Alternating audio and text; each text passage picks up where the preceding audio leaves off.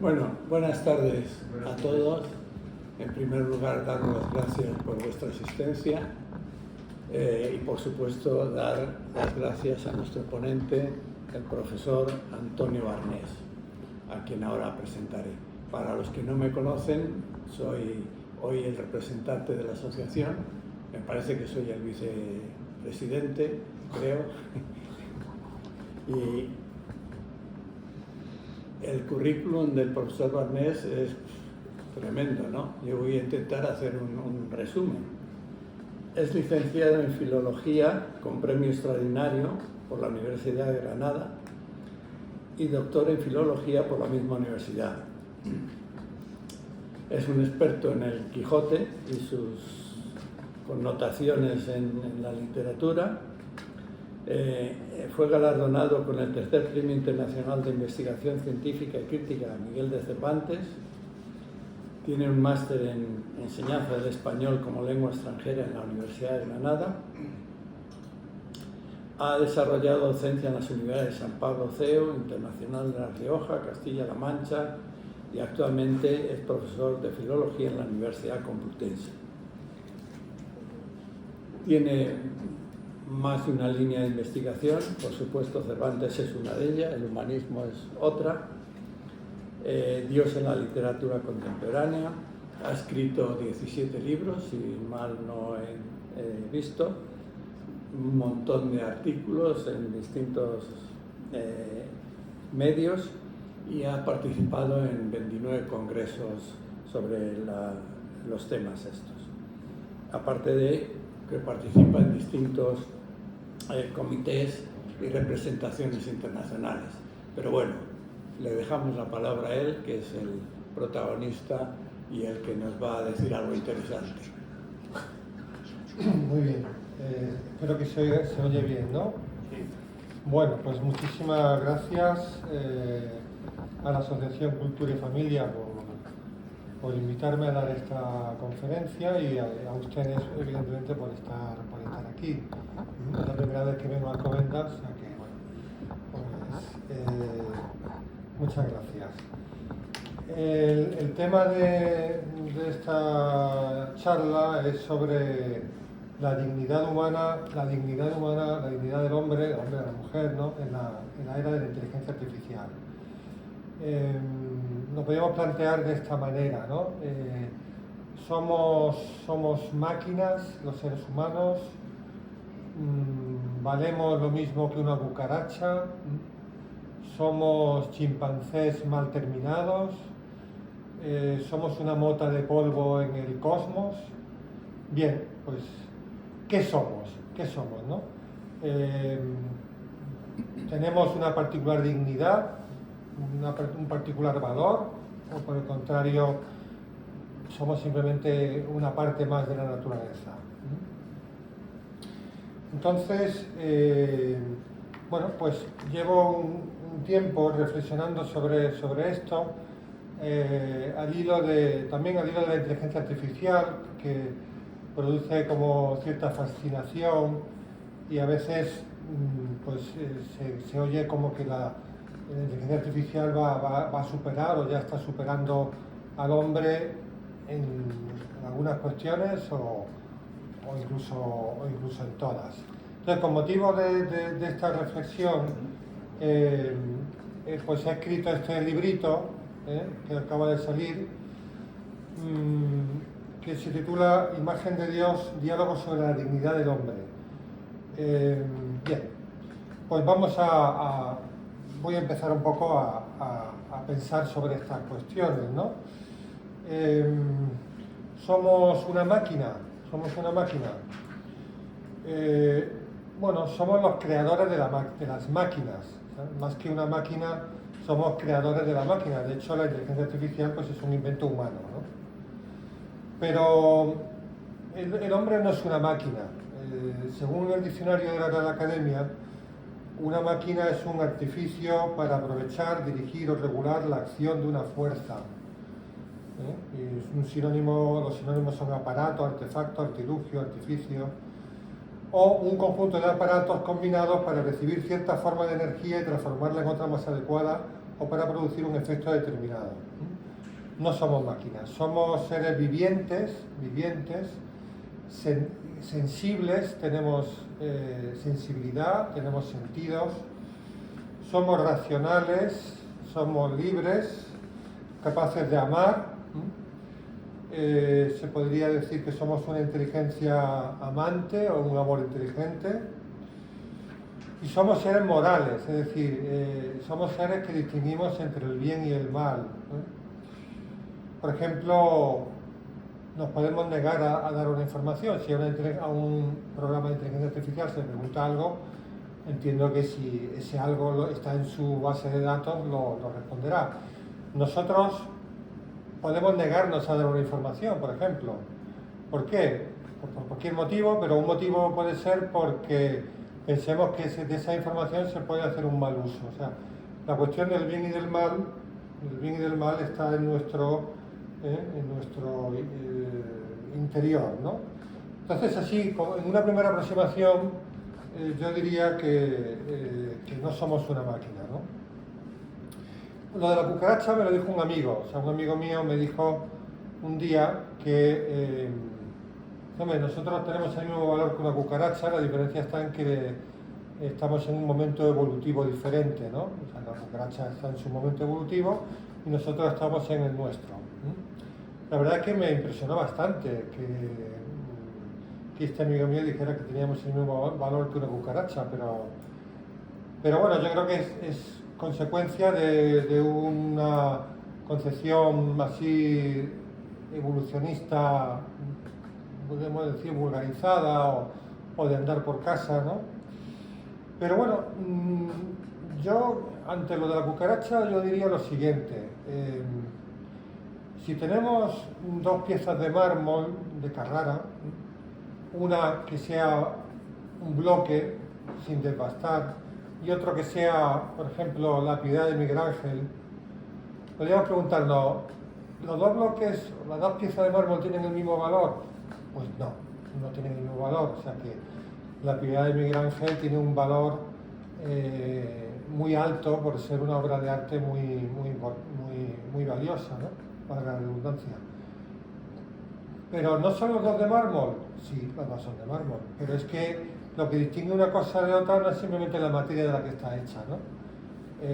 Una cucaracha tiene materia orgánica, está hecha con materia orgánica, ¿no? Nosotros los hombres y las mujeres también estamos hechos de materia orgánica, pero nosotros no solamente somos la materia de la que estamos hechos, eso sería una visión materialista y por tanto una visión tuerta, reduccionista.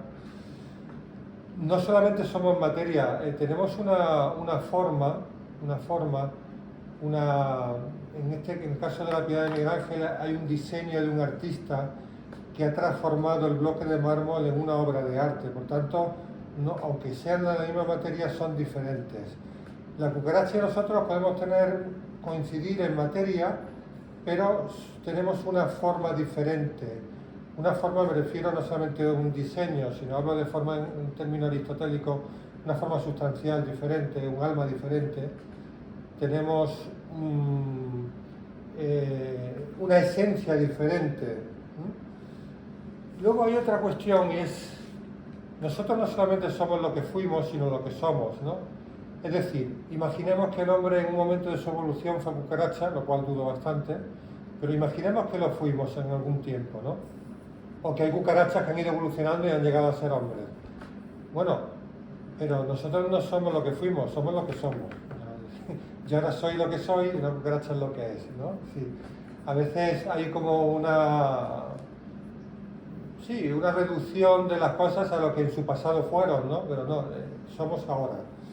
Bueno, es una primera aproximación a la cuestión de la cucaracha. Un periodista famoso español, en una entrevista que escuché hace no mucho, dijo que los hombres éramos chimpancés mal terminados, ¿no? Es una expresión más o menos ingeniosa, ¿no? Pero yo lo que le diría a este señor es que me extraña que un chimpancé mal terminado sea capaz de pintar la Capilla Sixtina, o escribir el Quijote, o componer la música de Bach, ¿eh? Y decir que somos chimpancés mal terminados, yo diría que es una afirmación que destila una visión materialista, trufada de pesimismo antropológico, quizá de raíz luterana. Y eso, bueno, a lo mejor luego lo puedo explicar, ¿no? Porque para el luteranismo considera que el ser humano es un ser corrupto, y entonces eso le lleva a tener un pesimismo antropológico, que por otra parte ese pesimismo ha invadido toda la era contemporánea. O sea, la era contemporánea es muy pesimista. Bien, pasamos al siguiente punto, y es decir, bueno, el hombre es un ser insignificante, somos una mota de polvo, no solamente en el universo, sino también en el planeta Tierra, ¿no? Somos muy pequeños. Lo que pasa es que somos muy soberbios y nos la damos de tal, pero somos realmente nada, somos una mota de polvo, ¿no?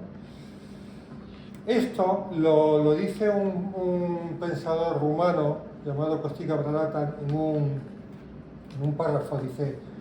Dice, lo que vuelve absurda nuestra situación es que en el cuadro general de las cosas somos criaturas muy insignificantes, tiranos liliputienses. Cualquier piedrecilla que vemos en el lecho de un río ha vivido mucho más que nosotros y vivirá más. No somos más grandiosos que el resto del mundo. En realidad, somos más pequeños que la mayoría de las cosas. Esto es lo que dice nuestro amigo rumano. Yo lo que le diría a Costiga Bradata es que, en primer lugar, las piedras no viven, las piedras existen. Entonces, efectivamente, hay piedras que son anteriores a nosotros y que nosotros moriremos y la piedra seguirá ahí. Pero las piedras no viven, las piedras existen, ¿no? Nosotros sí vivimos porque somos seres vivos, ¿no? Pero luego hay otra cuestión, y es que el tamaño no es lo más importante. Es más importante la cualidad que la cantidad, ¿no? No somos los más fuertes de la Tierra, no somos los más rápidos, no somos los más grandes, pero eso no significa que nuestro valor entonces sea muy pequeñito porque somos pequeñitos, ¿no? Bien, hace 2500 años un ateniense llamado Sófocles escribió una obra de teatro llamada Antígona, y en esa obra llamada Antígona escribió un coro, una pieza, donde trata de describir lo que es el ser humano, ¿no?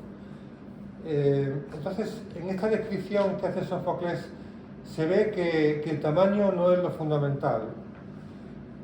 Voy a leer algún párrafo. Dice, andan por ahí montones de cosas formidables, pero ninguna más formidable que el hombre. Esa cosa que es el hombre avanza incluso al cabo de las rutas del grisáceo mar con borrascoso ábrego, atravesándolo bajo la amenaza de oleajes que claman en su derredor. Y en la tierra, óptima entre los dioses, inagotable e infatigable, la va desgastando, al voltearla, sus arados año tras año y cultivarla con la raza equina.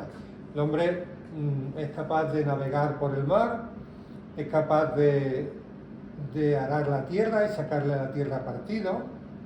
Sigue diciendo, y el circunspecto hombre echa el lazo a la familia de los pájaros, de prontos reflejos y se los lleva, y también la estirpe de las fieras salvajes y las marinas criaturas del océano con entramadas y bien trenzadas redes.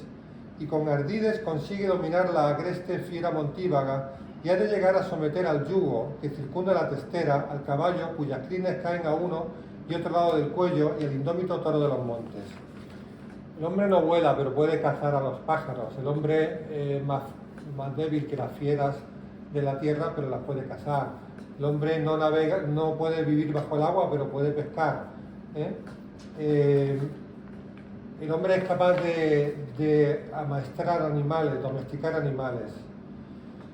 El hombre es inteligente, aunque no sea más fuerte que un elefante o más fuerte que un hipopótamo, pero es inteligente.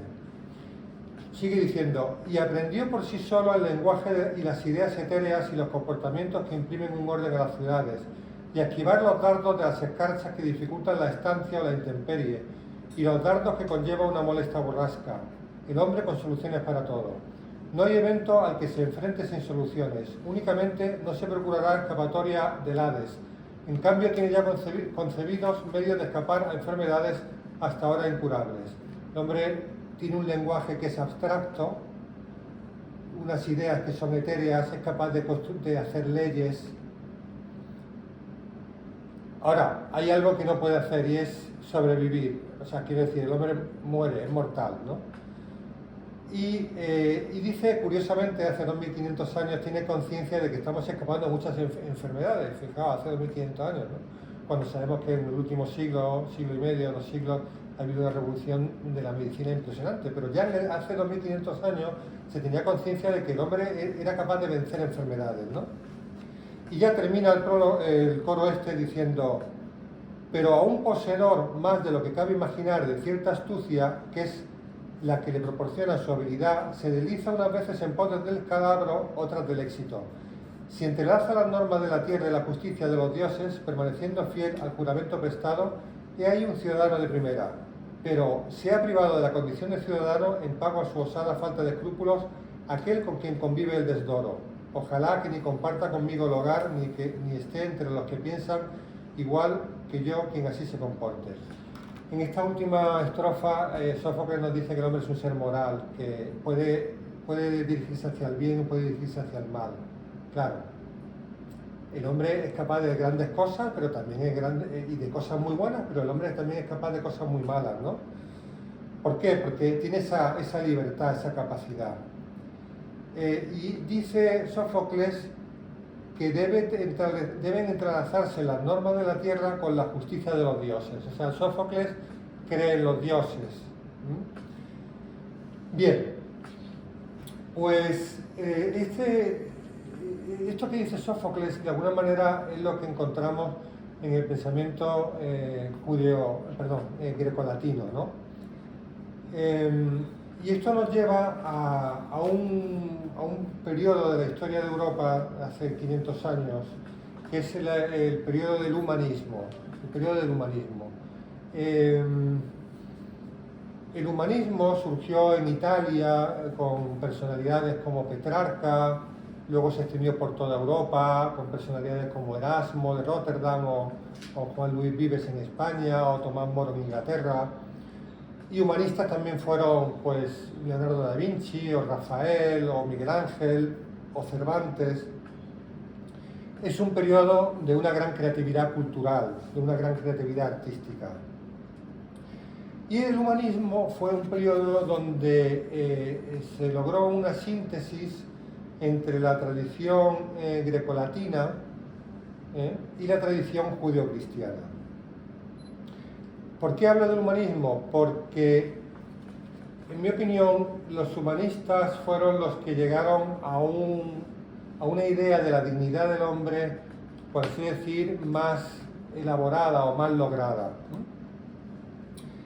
Vamos a ver, para los griegos y para los romanos, los seres humanos teníamos que ver con los dioses o con Dios, ¿no? Es decir, decían que éramos linaje de los dioses.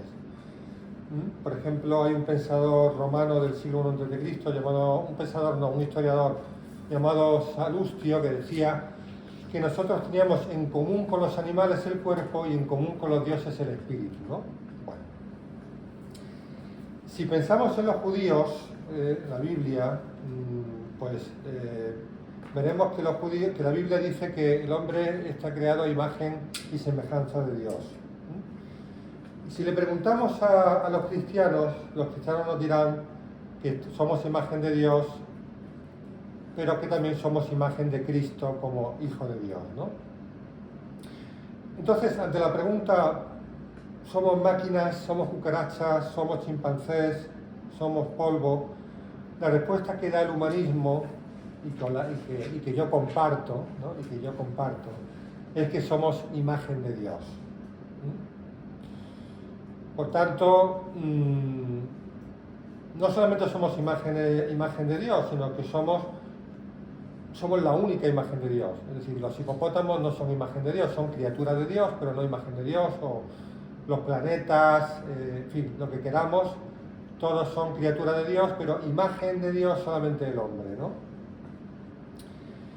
Entonces, llegados a este punto, alguien podría decirme, bueno, sí, muy bien, tú estás fundamentando la dignidad humana en una idea humanista, del humanismo,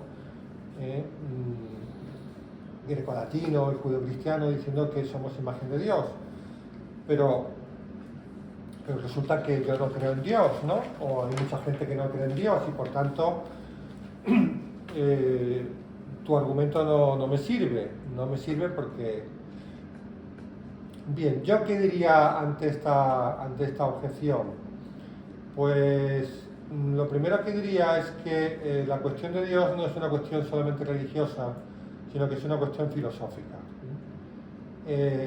Kant, que es un filósofo muy importante para la edad contemporánea, Immanuel Kant, alemán, ¿no? Filósofo, digamos, de la Ilustración, decía que había tres grandes temas de la filosofía: Dios, la inmortalidad del alma y la libertad, ¿no? Bueno, con esto quiero decir que Dios es un tema filosófico, ¿no? Con independencia de que uno sea religioso, tenga una religión o tenga otra o no tenga ninguna, ¿no? Es una cuestión filosófica. Una cuestión filosófica muy importante, porque casi todos los filósofos han abordado esa cuestión y han dado distintas respuestas, ¿no? Y luego hay un pensador español del primer tercio del siglo XX llamado Ramiro de Maeztu que escribió lo siguiente. Escribió: el mundo culto no ha debatido nunca más que una sola cosa: la trascendencia o intrascendencia del hombre, si somos meramente naturaleza o testigos y copartícipes de lo sobrenatural. A mí me parece que es una frase muy lúcida y que lleva razón. Es decir, al final solamente hay dos concepciones del ser humano: o formamos parte de la naturaleza, naturaleza animal, naturaleza viviente, naturaleza al fin y al cabo, o además de la naturaleza, de formar parte de la naturaleza, participamos de un mundo que llamaríamos sobrenatural porque está por encima de lo natural, que sería el mundo de los dioses para los griegos y romanos, o el mundo de Dios, o el mundo de Dios para los judíos, para los cristianos, o el mundo de Dios para otro tipo de religiones, otro tipo de... Entonces, existen esas dos opciones. Y lo lógico es que el ser humano trate de... que se haga esta pregunta, ¿no? ¿Quiénes somos, de dónde venimos y a dónde vamos, ¿no? Y que se decante por una de estas dos opciones. Pero no por voluntarismo, sino por argumentos, ¿no? Decía Aristóteles al comienzo de la metafísica: todos los hombres quieren saber. El ser humano tiene un afán de saber enorme, ¿no? Tiene un afán de saber. Y por eso lo lógico es que tratemos de buscar la verdad, ¿no? ¿Qué verdad? Pues la verdad sobre nosotros mismos, ¿no? O sea, ¿quiénes somos, de dónde venimos, a dónde vamos? Hay unos versos de Antonio Machado que los he colocado aquí al comienzo del libro, mi paisano Antonio Machado, que dice, son versos muy conocidos, ¿no? Dice: tu verdad, no, la verdad, y ven conmigo a buscarla, la tuya, guárdatela, ¿no? Bueno, entonces, de un modo voluntarista uno podría decir, bueno, vamos a pensar que vamos a actuar como si Dios existiera o vamos a actuar como si Dios no existiera. Pero eso es un planteamiento voluntarista, en el sentido de que o existe o no existe. Porque claro, vamos a actuar como si Dios no existiera porque de esa manera podemos llegar a acuerdos con la gente que no cree en Dios, ¿no? O vamos a pensar como si Dios existiera porque también es verdad que hay miles de millones de personas que creen en Dios, ¿no? Bueno, yo creo que la cuestión no es tanto elegir al azar una de las dos opciones, sino tratar de pensarla. ¿Por qué? Porque el pensar de una manera o pensar de otra normalmente tiene consecuencias, y ha tenido grandes consecuencias, en concreto en el siglo XX. En el siglo XIX-XX, bueno, en toda la historia, pero en el último siglo ha tenido unas consecuencias muy importantes, porque se han construido países enteros y regímenes enteros con esta premisa, ¿no? Bueno, yo aquí quiero citar unas palabras de Benedicto XVI, no tanto por su condición de papa como por su condición de teólogo, ¿no?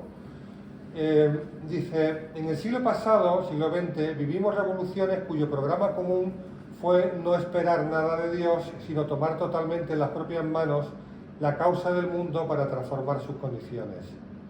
Y hemos visto que de este modo siempre se tomó un punto de vista humano y parcial como criterio absoluto de orientación. La absolutización de lo que no es absoluto sino relativo se llama totalitarismo. No libera al hombre, sino que lo priva de su dignidad y lo esclaviza. No son las ideologías las que salvan el mundo, sino solo dirigir la mirada al Dios viviente, que es nuestro creador, el garante de nuestra libertad, el garante de lo que es realmente bueno y auténtico.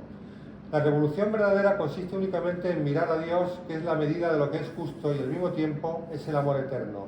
¿Y qué puede salvarnos sino el amor? Bueno, bien, en cualquier caso, yo esto lo planteo en una dimensión, digamos, filosófica. Y lo que planteo es tratar de argumentar con nuestra razón y no ser voluntaristas. ¿Qué significa ser voluntarista? Es decir, que sea la voluntad la que marque una dirección u otra, con independencia de que haya argumentos que apoyen lo que estamos pensando. Voy a poner dos ejemplos. El ejemplo del azar, ¿no? Es decir, bueno, sostener que todo lo que existe en el universo y dentro del universo del ser humano procede del azar, ¿no? De la casualidad, del azar. A mí me parece que esto es no decir nada, porque el azar y la casualidad no son nada, ¿eh? Es decir, nosotros observamos el microcosmos y nosotros observamos el macrocosmos. Nosotros observamos que el mundo, el universo tiene una racionalidad impresionante, un orden asombroso, una capacidad de ser matematizado que permite que podamos construir aviones y trenes de alta velocidad y satélites, es decir, hay unas constantes de espacio y unas constantes de tiempo que me permiten poder hacer lo que estamos haciendo. Si cogemos un microscopio y observamos la materia orgánica o inorgánica, vemos que hay unos órdenes, unas armonías, unas disposiciones impresionantes, pero luego decimos que todo eso viene de la casualidad. Eso. Otra cosa es que uno diga, yo no sé de dónde viene, de acuerdo, pero no digas que viene de la casualidad porque eso no es decir nada, ¿no? Es como si yo en un saco meto todas las letras que han compuesto el Quijote, los meto todas y las lanzo desde arriba. ¿Cuáles son las posibilidades de que al caer esas letras formen el Quijote entero? Ninguna. No existe ninguna posibilidad. No existe. Es imposible. No, teóricamente sí, pero en la práctica es imposible. Lo que quiero decir con esto es que cuando si alguien dice que esto viene del azar, lo que tendría que decir es no sé de dónde viene, pero no que venga porque decir que viene del azar es no decir nada. El azar no es nada. Sobre todo cuando en el mundo en que vivimos no existe el azar. Me refiero al azar en sentido estricto, ¿no? O sea, el chocolate lo ha cogido alguien en la nevera y el árbol ha crecido porque cayó una semilla, etc. Esto es simplemente lo utilizo para fustigar el voluntarismo, ¿no? Otra idea voluntarista, ¿no? No hay nada detrás de la muerte. Vamos a ver, uno puede decir, me gustaría que no hubiese nada detrás de la muerte. Soy de la opinión de que no hay nada detrás de la muerte. pero nadie puede decir, estoy seguro de que no hay nada después de la muerte. No puedes decir, porque no lo sabes, ni lo sé yo. Entonces, sobre esto, Julián Marías, el filósofo Julián Marías, decía unas palabras muy sensatas, como casi todo lo que decía, ¿no? A Julián Marías le sorprendía que muchos contemporáneos se conformasen con la idea de que tras la muerte no existe nada, por la sencilla razón de que es imposible poseer certeza de ello. Y advertía el filósofo que lo que se busca es seguridad, y negar el misterio ofrece subjetivamente una seguridad que carece de fundamento alguno. Aquí Marías recordaba una frase de Shakespeare, en Macbeth, ¿no? La seguridad es el peor enemigo del hombre, ¿no? Bueno, es decir, yo puedo desear que no haya nada detrás de la muerte, pero lo que no puedo es decir, como hacía Borges y otra gente, ¿no?, de estar completamente convencido de que detrás de la muerte no hay nada. Es que no lo sabes. No lo sabes. Lo que sí se pueden es dar argumentos, ¿no? En un sentido o en otro, evidentemente. Uno puede dar argumentos. A mí, por lo menos, o sea, yo un argumento que pienso que abona la tesis de que detrás de la muerte, o sea, de que el hombre no muere con la muerte, no muere de modo definitivo, yo lo expreso de esta manera. Esto tiene que ver con la dignidad del hombre, evidentemente, porque si yo estoy sosteniendo que con los humanistas el hombre es imagen de Dios, claro, yo tengo que razonar un poco todo esto, ¿no?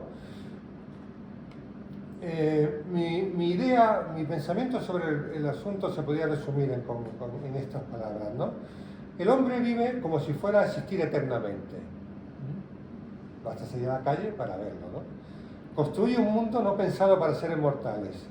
Los animales, en cambio, no hacen un esfuerzo mayor del necesario para su subsistencia. Entonces, ¿es el ser humano completamente imbécil?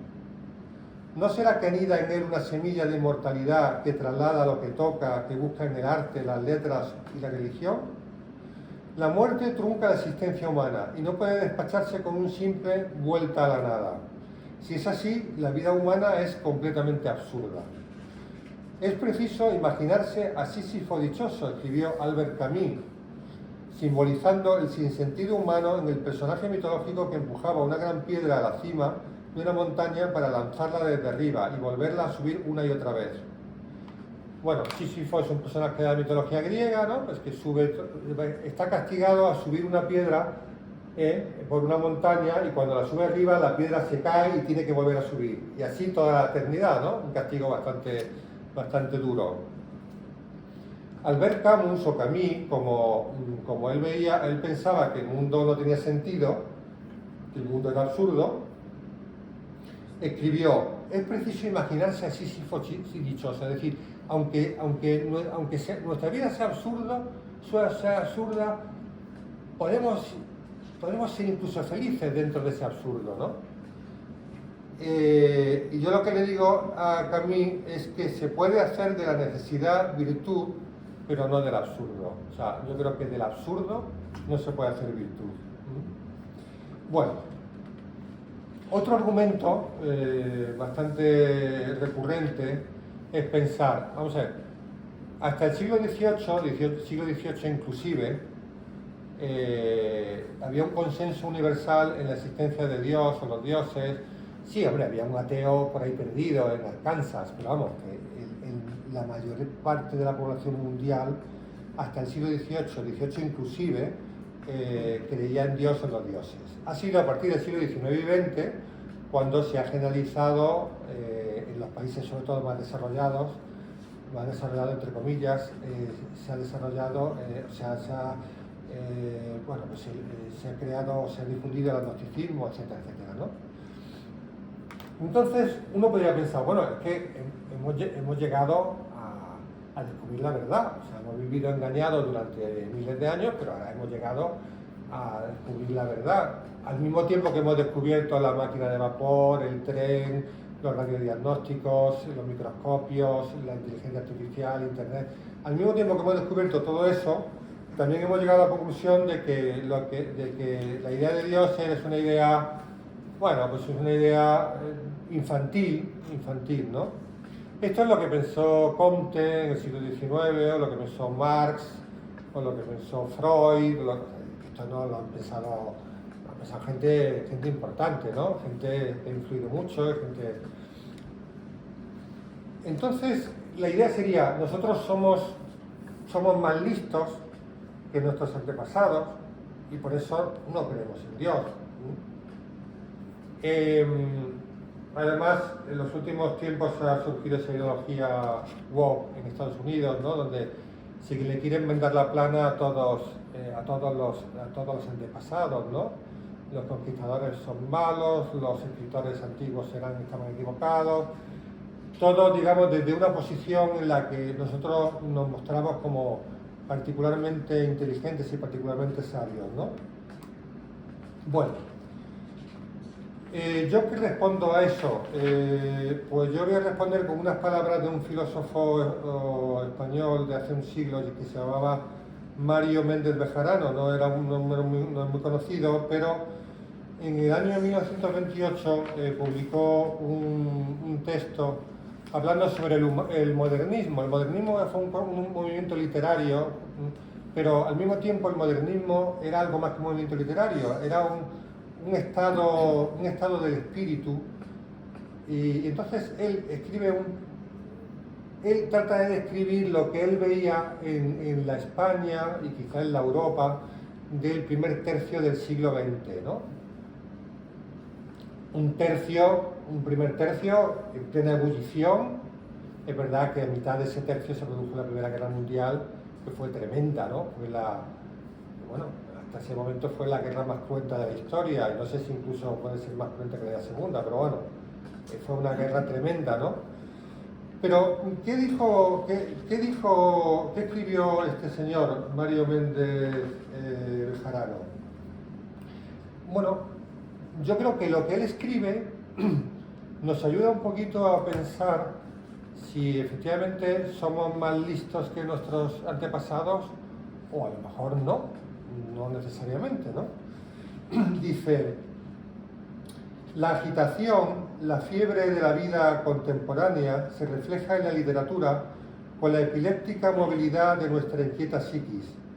El modernismo representa el cansancio de una sociedad gastada, el agnosticismo en teología, la experimentación sin filosofía en la ciencia, el oportunismo en derecho y en política, el arte caprichoso y subjetivista, nada de sólido, de durable, de indiscutible, el mobiliario inconsistente y gracioso que no pasará de una a otra generación y se relevará por el vértigo de la moda, el aparato que salva la dificultad del momento, aunque se destruya y reponga en breve plazo, la estética impresionante sin la seriedad del estudio ni el culto de la admiración, la revista legible en el café o en el tranvía preferida al libro que impone la meditación en la soledad del gabinete, la noticia en lugar del artículo doctrinal, el grabado en vez de la reseña, la vida al día, al instante, desligada del ayer, sin previsión del mañana.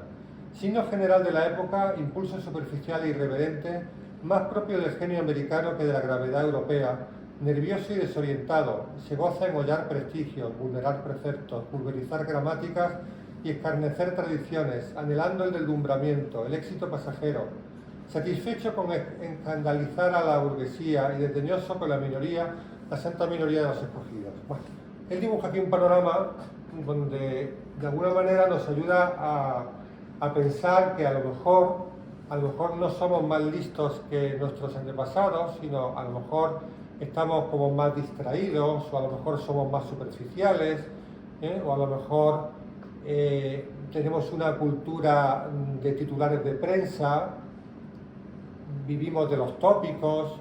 Bueno, y el amigo Ortega y Gasset escribió: la gente frívolas piensa que el progreso humano consiste en un aumento cuantitativo de las cosas y de las ideas. No. El progreso verdadero es la creciente intensidad con que percibimos media docena de misterios cardinales que en la penumbra de la historia laten convulsos como perennes corazones. Bien, entonces, el panorama que yo estoy dibujando es un panorama en el que, digamos, se ha menospreciado el humanismo, y por eso esa idea de que el hombre es imagen de Dios de alguna manera se ha quedado como oculta, cuando no negada, cuando no olvidada, ¿no? Y entonces estamos con la cucaracha y el chimpancé y con el polvo y tal, porque hemos abandonado el humanismo y hemos caído en el colectivismo. Lo que nos importa, de los que se habla, son de categorías abstractas. El Estado, el género, la clase, el partido, el sindicato, la derecha, la izquierda, la ciudadanía, el progreso, la gente, pero no la persona, cada persona concreta, ¿no? Nos hemos hiperespecializado, lo sabemos todo sobre el dedo meñique del pie izquierdo, pero tenemos un analfabetismo antropológico descomunal. Y nos hemos sumergido en un maniqueísmo donde ya Dios está fuera y entonces nosotros estamos aquí con los buenos y los malos, ¿no? Los conservadores, los progresistas, la izquierda, la derecha, ¿no? Vivimos en un maniqueísmo, ¿no? Un principio del bien y otro del mal, y uno está contento si piensa que está en el lado correcto de la historia, pero no se preocupa de las virtudes o del crecimiento personal, ¿no? En este contexto es donde se está produciendo ese entreguismo a la máquina, buscando en la máquina una salvación que no encontramos en otros lugares. Sobre la inteligencia artificial, este pensador rumano, Costiga Bradata, escribió un texto que voy a leer ahora y que es un poco es bastante crítico, ¿no? Dice: algo significativo es que nos encontramos más indefensos que antes de utilizar máquinas. No es solo que por ceder ante ellas hayamos dejado de cultivar habilidades importantes, perdido parte de nuestra agudeza mental o olvidado cómo utilizar herramientas más sencillas pero más exigentes.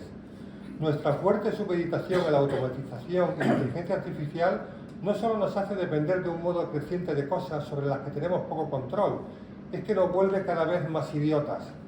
Rodeados de objetos que se gobiernan solos, es poco lo que nos incita a pensar. Adiestrada, alimentada y cuidada de manera creciente por algoritmos, nuestra mente está desempleada en gran medida, y cuando no hay costumbre de pensar, se atrofia y muere. Desde luego, la ironía última es que cuando una herramienta se automatiza por completo, se trata de una hazaña de la ingeniería y una prueba de la inteligencia humana. Cuando un ser humano se automatiza, es la encarnación de la estupidez. La inteligencia artificial trae el embrutecimiento definitivo. Bueno, ya estamos terminando. Desde el humanismo refutamos el colectivismo. Nos interesa la humanidad porque nos interesa cada persona. Pero para el Estado, la ciencia y la técnica de una persona es insignificante. El Estado, la ciencia, la técnica necesita abstracciones. El género, las mujeres, el proletariado, pero nunca una persona, ¿no? Desde el humanismo rechazamos los mesianismos políticos, científicos y técnicos. Y ahora cito al premio Princesa de Asturias, el coreano Byung-Chul Han, que dice: en el proceso de digitalización, el mundo pierde esa presencia corpóreo-material que se dedica a nosotros y nos inspira. Una cantidad no puede tocarnos. El mundo se disuelve en datos e información. En ese contexto apenas es ya posible la experiencia de la presencia. Al fin y al cabo, la experiencia de Dios es en sí misma una experiencia intensa de presencia. Bien, entonces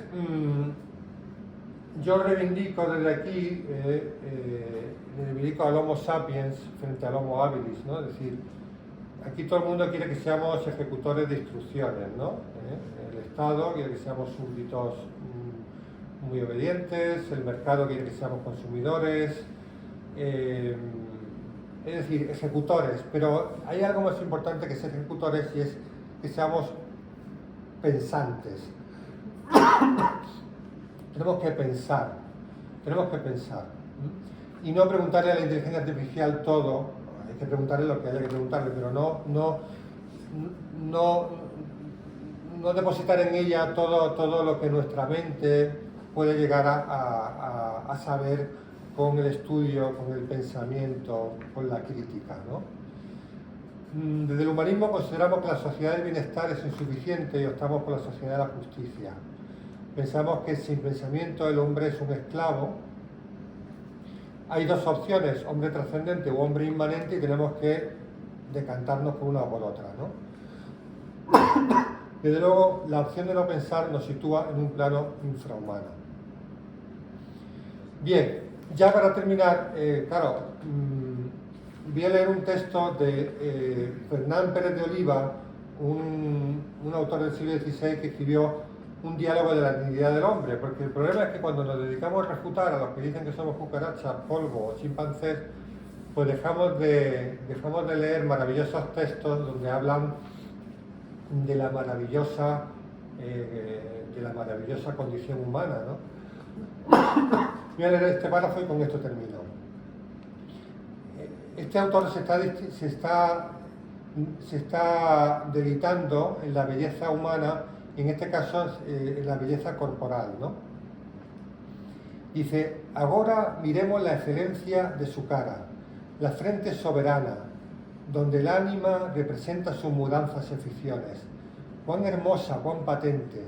Debajo de ella están puestos los ojos, como ventanas muy altas de alcanzar de nuestra alma, por donde ella mira las cosas de fuera, no llanos ni hundidos, sino más redondos y levantados, porque estuviesen tomados a diversas partes y pudiesen juntamente de todas ellas recibir las imágenes que vienen. Los oídos están en ambos lados de la cabeza para coger los sonidos que de todas partes vienen. La nariz está puesta en medio de la cara, como cosa muy necesaria para su hermosura, por donde el hombre respira, para evitar la fealdad de traer la boca abierta. Y por ella recibimos el olor.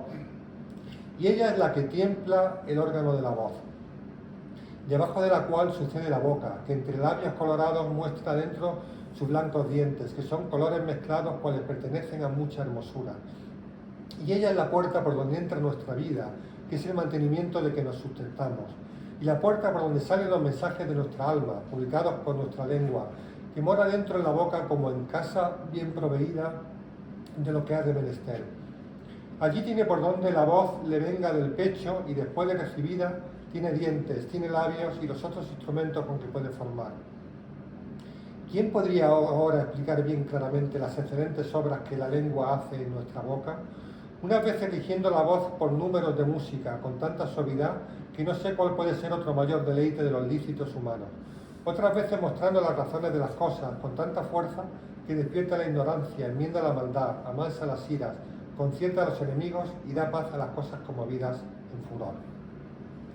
Es un pequeño detalle, ¿no?, de cómo un humanista del Renacimiento está extasiado ante la belleza del ser humano, tanto en lo corporal como en lo espiritual, como en sus capacidades, etcétera, etcétera, sin ignorar, por supuesto, obviamente, nuestras propias deficiencias, porque está claro que el ser humano tiene deficiencias, tiene límites y, sobre todo, tiene esa capacidad de hacer el mal, ¿no? Pero no nos puede llevar esa capacidad de hacer el mal a pensar que es todo un puro desastre y todo es un puro, ¿no? Bien, pues esta es un poco lo que yo quería decir aquí, ¿no? Es decir, esta concepción humanista del hombre como imagen de Dios. Y ahora, si queréis preguntar alguna cosa, pues... Muchísimas gracias. Ha sido tremendamente interesante. Yo tengo una pregunta, Antonio. Con la venida de Cristo se ha dado en decir que nos ha hecho hijos de Dios, herederos de Dios. ¿La dignidad humana ha experimentado un cambio de orden de magnitud por esto? ¿O la dignidad humana es algo consustancial a la naturaleza humana, independientemente de que podamos ser llamados hijos de Dios o no? Si eres cristiano, entonces la venida de Cristo supone un salto, yo me debería decir, ontológico, porque en ese momento el cuerpo humano ha empezado a formar parte del propio Dios. De manera que si la dignidad humana ya era de por sí la de imagen de Dios y por tanto era como el epicentro de la creación, a partir de ese momento la dignidad humana, la dignidad del cuerpo humano, en cierto modo, es infinita, ¿no? pero para eso hay que ser cristiano. Si no eres cristiano, evidentemente este argumento no te sirve, vamos, quiero decir, eso es un mensaje, digamos, propio de la fe cristiana. Pero aunque no seas cristiano, puedes creer en la existencia de Dios y puedes creer que el hombre de alguna manera está conectado con él, como los griegos y romanos, que no eran cristianos, pensaban, ¿no?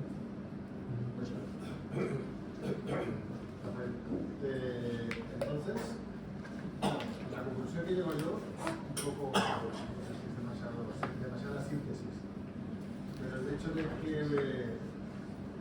empleemos masivamente la inteligencia artificial nos quita lo que es el raciocinio, y el dejar de razonar, el dejar de pensar, nos quita la vida. Bueno, es que depende. Nos merma en esa habilidad, claro. en esa capacidad humana. Vamos a ver, la inteligencia artificial probablemente sea un descubrimiento fabuloso y es que todo, vamos a ver, todo depende del uso que se haga. Supongo que la inteligencia artificial está sirviendo y servirá para muchísimas cuestiones de enorme utilidad para el ser humano, ¿no? Por eso yo solamente me atrevo a hablar de la inteligencia artificial en mi ámbito como profesor de literatura. Yo no puedo hablar de lo que la inteligencia artificial aporta en la medicina o la ingeniería o las telecomunicaciones. Yo no puedo hablar de eso. Yo puedo hablar de mi ámbito solo. Entonces, por ejemplo, si yo como profesor le digo a los alumnos que al día siguiente me traigan una comparación entre dos poemas, ¿no? ¿Qué van a hacer los alumnos? Pues van a meter los poemas en la inteligencia artificial y me van a traer lo que la inteligencia artificial le ha dicho. Claro, en este asunto concreto es completamente estúpido, porque si ellos no piensan por sí mismos, si ellos no se enfrentan a esos poemas y los leen y los releen, lo entienden, no lo entienden, lo comparan, lo estudian, su mente no irá progresando. Pero estoy poniendo este ejemplo concreto en mi profesión concreta. Si una persona no se habitúa a pensar y a tratar de criticar y discernir lo que tiene por delante, cada vez se convertirá más en un autómata, ¿no? En que lo llevarán aquí, lo llevarán allí, será un mero... Entonces, pero yo estoy hablando solamente de mi ámbito. Yo no puedo decir que en el ámbito de la ingeniería, de la medicina, de tal, que la inteligencia artificial vaya a suponer ningún problema, que no es mi ámbito. No puedo decirlo, yo solamente puedo decirlo en mi ámbito educativo, ¿no? Claro, tú dile a un alumno con 15 años, con 18, con 20, con 10, con 8, con 14, dile, no, tú no uses la inteligencia artificial, sino que tú enfréntate a los textos. No tiene los recursos suficientes para superar esa tentación. Si lo tiene aquí, ¿cómo no va a mirarlo? Sería ingenuo pensar que él se va a sobreponer. Es como si un niño de 12 años tienes en su cuarto una nevera llena de dulces y dice, no te comas los dulces. Bueno, si no quieres que no comas los dulces, quítale la nevera de ahí. Pero el niño no, lógicamente, bueno, ni el niño ni el no niño. O sea, entonces, para la educación yo la veo un problema. Evidentemente para la educación también tiene otras muchas ventajas, pero aquí lo veo un problema, y es que hoy día, yo lo veo en la facultad, todo lo buscan por ahí y no piensan nada. Entonces, claro, tú tienes que hacer las cosas para intentar, claro, evidentemente yo antes le mandaba trabajos de casa, ya no se los mando. Ahora ya un examen delante y sin móvil. Yo he visto académico que mucha gente está ya no ya con la inteligencia artificial, con todo el tema de la digitalización y en referencia a lo que mencionaba sobre este principio de Asturias, creo que coreano. Muchísima gente ha perdido la capacidad de concentración y realmente la inteligencia artificial me da la sensación, por lo que yo he visto, lo que estoy viendo, en mis hijos o en otra gente, esa capacidad de raciocinio o de visión crítica del mundo. Creo que urge, ustedes están en el mundo formación, ¿me puede decir si concuerda con mi opinión, una reforma del sistema educativo donde se convierte en una especie de coto, de reserva, donde se anime al alumno a estudiar de la forma tradicional, trabajar las cosas? Porque es lo que estaba diciendo usted, quitar la nevera. Yo creo que en el sistema educativo se va a tener que hacer eso. O los padres trabajan. Sí, yo creo que Perdón un momentito, creo que le estás haciendo una pregunta y yo discrepo de la pregunta que estás haciendo tú. Discúlpame. Sí, no, adelante. Discúlpame. Por eso yo creo que si contextualizamos esta ponencia tuya, y no sé si estás conmigo en que es una ponencia dentro de la búsqueda de la verdad, la inteligencia artificial ofrece siempre conclusiones, va siempre detrás del hombre, irá siempre detrás del hombre. ¿Conclusiones de qué? ¿A qué? Conclusiones a sobre todo lo que lee. Se la está formando continuamente, con imágenes, con sonidos, con textos. Todo eso digitalizado, con algoritmos que concluyen. Cuando lanzamos una cuestión en Google, etc., lo que nos ofrece y nos devuelve la inteligencia artificial es una conclusión. Sí, pero el joven que se está formando. La educación para mí no es la cuestión, sino la visión. Es decir, hay que ver por encima, hay que estar mirando, yo creo que por encima. Es mi opinión, es una opinión. Por encima de lo que nos puede en un momento urgir por encima. El respeto que muestra aquí, que has mostrado, que has pronunciado, y además honesto por tu parte, bajo mi punto de vista, que no sé si soy honesto, por la inteligencia artificial, me parece cuando menos muy cauto. Debemos tener miedo. Me parece también muy acertado y comparto contigo el que debamos utilizar.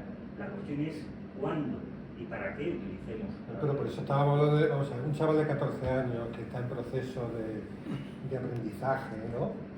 De matemáticas, de historia, de literatura, de lo que sea. Estamos hablando de ese chaval en proceso educativo. Ese chaval aprenderá a pensar en la medida en que lea, en que escriba, en que razone. Pero si tú al chaval le das un aparato que le va a responder de modo inmediato a todas sus preguntas, ese chaval no va a crecer como en su proceso formativo. La cuestión sería cómo educar. Ya, claro. Pero por eso... no tanto las leyes. Las leyes siempre van por detrás del cómo. Siempre. Y están subordinadas al cómo. O sea, yo en un colegio de primaria y de secundaria no dejaría que los chavales tuvieran el móvil en el colegio ni utilizasen internet. A ver, pueden usar internet en una clase concreta que lo van a usar para un asunto concreto.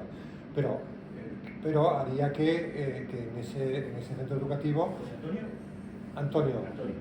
Pero de todas formas, poner puertas al campo de que no dejaría... Bueno, no es puerta al campo, es prohibir... Por la noche cuando los padres están... Sí, por la noche cuando los padres están... Claro que sí, pero por lo menos hay 8 horas, por lo menos en su centro educativo no lo usan, que luego lo van a usar. Pero, o sea, yo doy clase en la universidad, yo tengo a los alumnos con sus portátiles, ¿de acuerdo? Y los alumnos no están en la clase, están jugando en su portátil. Debería prohibirse en la universidad que los alumnos fueran con portátil a clases. Son de 20 años, ¿eh? Sobre el tema de la dignidad, también tengo otra cuestión, porque es algo enraizado, por ejemplo, en el catolicismo. Ora et labora, ¿no? Reza y trabaja. Creo que José María de Escriba de Balaguer, por la obra de Opus, le hacía mucho hincapié en la dignidad del trabajo. Y más allá de la visión católica, otros también lo ven. Algunos, los calvinistas, por ejemplo, de una manera muy, yo creo que un poco torticera. Pero me llama la atención, bueno, que en todo proceso de cambio tecnológico ha habido una destrucción de trabajos muy grande. Después, al final, la gente se ocupa en otras cosas. El tema es que en otras épocas el cambio ha sido un poco más gradual, hasta cierto punto. Y no había tanta población. Ahora va a haber mucha gente, y además en un periodo de 10 años, mucha gente que no esté ni en la parte manual, esa que exige motricidad muy fina, que una máquina, por el costo que tiene, no puede sustituir de una forma rentable, y la gente que sea muy creativa, sea muy inteligente, que marque tendencias, tenga una visión, pues van a tener trabajo. Pero en el rango medio, ahora desaparecen muchos puestos. Lo que no tiene, lo que no tiene sentido es tomar decisiones de modo precipitado. Eso es lo que no tiene sentido en ningún caso. Es decir, cuando surgen las tabletas, surgen no sé qué, no sé cuánto, entonces muchos colegios, fuera libros, tabletas. ¿Verdad? ¿Quiere usted razonar un poco, pensar un poco, practicar un poco, experimentar un poco? ¿Por qué esa prisa por la última moda, por el último iPad, por el último...? Eso es pura estupidez humana. En cualquier ámbito de la vida, las innovaciones tienen que ser pensadas, meditadas, secuenciadas, experimentadas, en lo que sea, desde un pantalón nuevo hasta... Entonces, si llega una empresa, ¿no?, que tiene 800 trabajadores, metemos esto y echamos 600. ¿Quiere usted pensar un poco? Entonces, luego, si no se piensa, lo único que se hace son estupideces en cualquier ámbito de la vida. Ya está, es que no tiene más. Es decir, es que, vamos a ver, ¿la inteligencia artificial puede ayudar en mi empresa? Muy bien, pero eso piénsalo en función del capital, del trabajo de las personas. En una empresa hay trabajo, capital y personas, ¿no? Entonces, o el capital está al servicio del trabajo, el trabajo al servicio de la persona, o la persona está al servicio del trabajo y el trabajo está al servicio del capital. Es decir, usted cuando está en su empresa tiene que pensar en el capital, en el trabajo y en las personas. Si nada más que piensa en el capital, entonces es un empresario injusto. Eso exige una visión humana, Claro, con dignidad. Claro, pero es que estos bandazos de por qué ha salido una cosa nueva, yo enseguida la incorporo, es de un caminero, o sea, ¿cómo se le ocurre a usted quitar los libros de los colegios cuando el libro te permite un acceso al pensamiento abstracto? Entonces, además, es un pensamiento maniqueo tonto, porque es o tabletas o libros. Diga, ¿pero por qué o tabletas o libros? Tabletas y libros. Las tabletas las vamos a usar en este momento, los libros los vamos a usar en este. Pero claro, para no ser maniqueo hace falta tener un mínimo de coeficiente intelectual. Porque para el coeficiente intelectual básico y bajo, lo mejor siempre es el maniqueísmo. Buenos y malos. ¿Está? No tienes que pensar nada. Izquierda, derecha, progresistas, conservadores. ¿Está? Fíjate tú, qué fácil. No has tenido que leer la Suma Teológica ni el banquete de Platón. Simplemente has tenido que ver la tele y... Entonces, mire usted, el maniqueísmo no sirve en ningún aspecto de la vida. No se trata de o libros... O sea, vamos a ver... Yo leo cosas aquí y leo cosas aquí, o sea, no se trata de o esto o lo otro, no, esto y lo otro integrado de un modo racional. Pero la gente, pero como no se piensa, no, tableta, Sí, pero ¿qué se lo dice? Es de peor caminero. Le han dicho que diga tabletas. Al que dice tabletas, le han dicho que diga tabletas.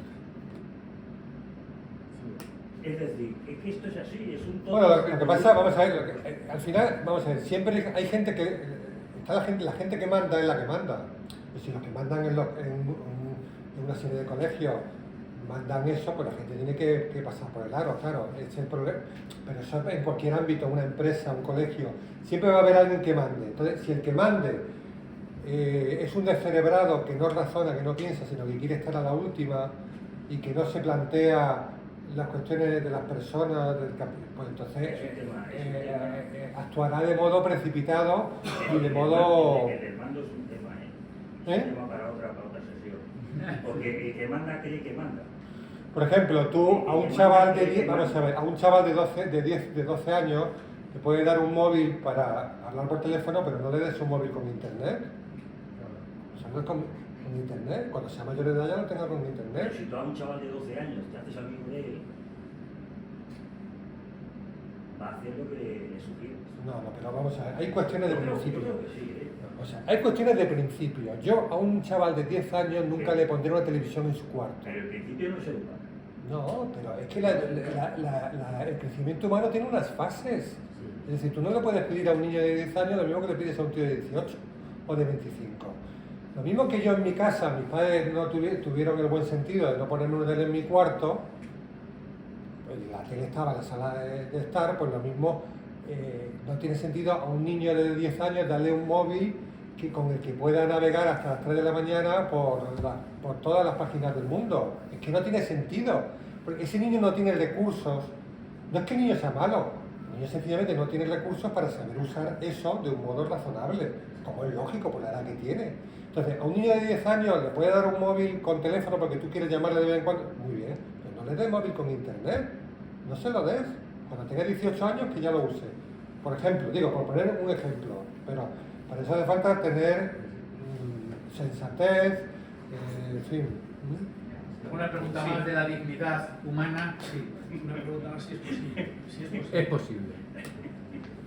Esta mañana me contaba una persona que habían contratado a otra persona para cuidar a una mujer mayor y la habían contratado como una mujer, pero la persona mayor a la que estaba cuidando se dio cuenta de que es un hombre. Horrible. Bueno, yo esto lo traigo a colación porque, escuchando su conferencia, creo que esta teoría trans pues tiene mucho que ver con la dignidad humana. Y, o sea, una reflexión que yo me hago, que quería ver si es conforme con su pensamiento. A ver, una cosa fundamental para que la persona humana sea feliz es que se acepte a sí mismo, como es, quién es. Cuando eso falla, pues ya todo lo demás, digo yo, me parece a mí que como que se viene abajo, ¿no? Bueno, esto es una cuestión antropológica, vamos a ver, de conocimiento del ser humano, ¿no? Eso en el libro este también lo toco, ¿no? Detrás de esto hay una cuestión que nace en el romanticismo alemán, y es el concepto de libertad absoluta. Al comienzo del siglo XIX, en una serie de pensadores alemanes y tal, se genera la idea de que nuestra libertad es absoluta.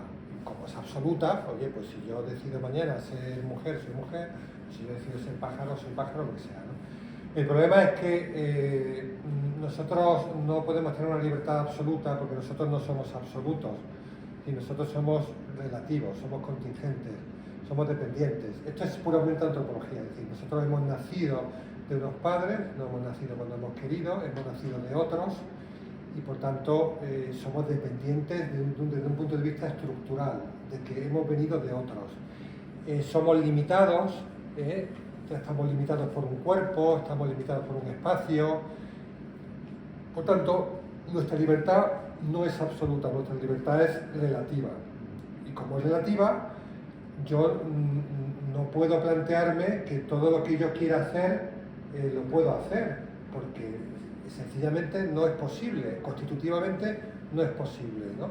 Entonces, lo que pasa es que si tú partes de la idea de que nuestra libertad es absoluta, al final vas a derivar vas a sacar una serie de conclusiones por ahí, pero lo que hay que atacar es la idea motriz que está detrás de un razonamiento que termina. Los razonamientos terminan mal porque empezaron mal, entonces hay que ir a la matriz. ¿Cuál es la matriz? Decir que nuestra libertad es absoluta. No. Ni somos absolutamente libres, ni tampoco estamos completamente determinados por la sociedad, etcétera, etcétera. Somos relativamente libres, criaturalmente libres, ¿no? Entonces, ese es un asunto filosófico, bueno, pues que es donde hay que incidir, ¿no? Hay que incidir en las ideas, ¿no? Muy bien, En fin. muchas gracias. Nada. José. repartido todos la próxima conferencia, que por cierto será ya, porque como se nos vienen las Navidades, es el 11 de diciembre. Si alguien quiere un librito, aquí hay Libritos que por 10 Antonio euritos. está dispuesto a coger. Y también creo que os he pasado la encuesta de anticipación, la Sí. tenéis todos. Si alguien no tiene, pues se levante una, que lo haga. Es 678. Juan Carlos, ¿me decías algo? No, pues no consigo hacer eso. Pero has apuntado el número. Sí, Bueno, pues ya lo harás después. ya lo haré después. Bueno, si tú tienes puesto ahí Mira, y has puesto el número. mira, Uy, el número es este. 678 26 15 19. yo creo que para el Bizum hay que poner antes más 34. Enviar dinero. Enviar dinero. Métele el más 34 si eres capaz de editar eso. ¿Sabes lo que te digo? Es que no me deja poner el número. Mira, 678. mira, busco el destinatario. Le tengo que dar de alta. ¿No lo has grabado como contacto? No. Pues grábalo. ¿Tienes el número Se ahí me va todavía? bien. ¿Lo tienes todavía ahí? Te lo digo, 678. Enséñamelo. No, que no tengo. No, pero lo puedes grabar como contacto fácilmente. ¿Dónde tienes el número? Pepe, ¿tú no eres sábado? Sí, en caso de ¿El número dónde está? Sí, nombre. ¿Cómo se apellida? ¿Eh? Barnés. Sí, aquí. Antonio. Bueno, Barnés. Teléfono Bueno, 678. yo te lo digo, pero te tengo que pasar.